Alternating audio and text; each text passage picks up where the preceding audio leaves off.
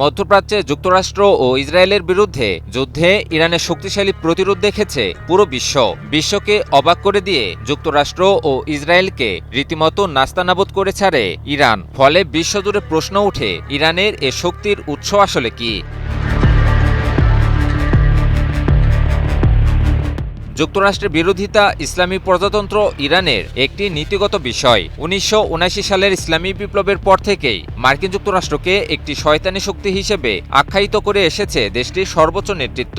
আর তাই যুক্তরাষ্ট্রের সাথে বিরোধের বিষয়টি নিয়ে ইরান অনেক আগে থেকেই সচেতন। আর এই কারণে দীর্ঘ ৪ দশকেরও বেশি সময় ধরে নানা প্রস্তুতি সেরেছে ইরান।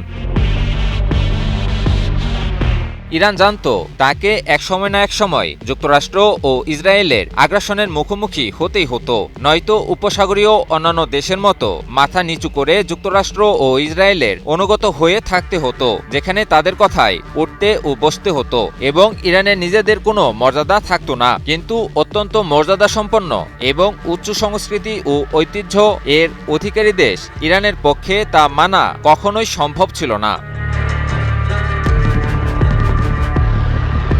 কূটনীতির ভাষায় একটা কথা খুবই প্রচলিত, আর তা হলো আমার শত্রু আমার বন্ধু। ইরান জানত বিশ্বের পরাশক্তি যুক্তরাষ্ট্রের সাথে তারা একা পেরে উঠবে না, আর তাই বিশ্বের আরেক পরাশক্তি চীনের সাথে জোট বাঁধে ইরান। চীনের সহায়তায় আর দেশটির নিজস্ব একাগ্রতায় আধুনিক মরণাস্ত্র তৈরি আর প্রযুক্তিগত উৎকর্ষতা সাধন করে ইরান, সেই সাথে দীর্ঘদিনের বাধা বিপত্তির মাঝেও বেঁচে থাকার সক্ষমতা অর্জন করে ইরানিরা।